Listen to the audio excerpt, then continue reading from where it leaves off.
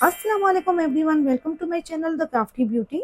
ब्रेसलेट्स सबको पसंद आते हैं लेकिन उन्हें संभालना थोड़ा मुश्किल होता है, तो मैंने सोचा क्यों ना एक स्टाइलिश सा ब्रेसलेट होल्डर बनाया जाए। तो व्यूअर्स, आज मैं आप सबको एक बहुत प्यारा और यूजफुल ब्रेसलेट होल्डर बनाना सिखाऊंगी। बहुत ही सिंपल स्टेप्स है और रिजल्ट देखकर आपको जरूर मजा आएगा। तो आइए मिलकर बनाते हैं अपने खुद का ब्रेसलेट होल्डर। Let's start.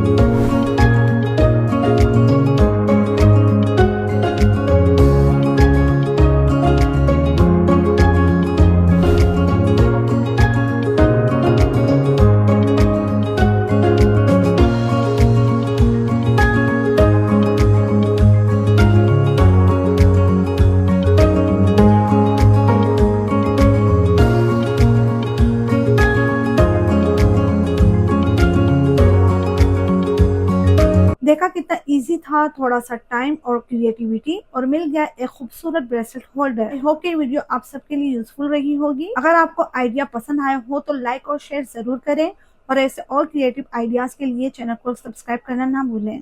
इसी के साथ मुझे दीजिए इजाजत। इंशाल्लाह ताला हम अपनी नेक्स्ट वीडियो में मिलेंगे। अपना बहुत ज्यादा ख्याल रखना और मुझे अपनी दुआ में याद रखना। अल्लाह हाफिज।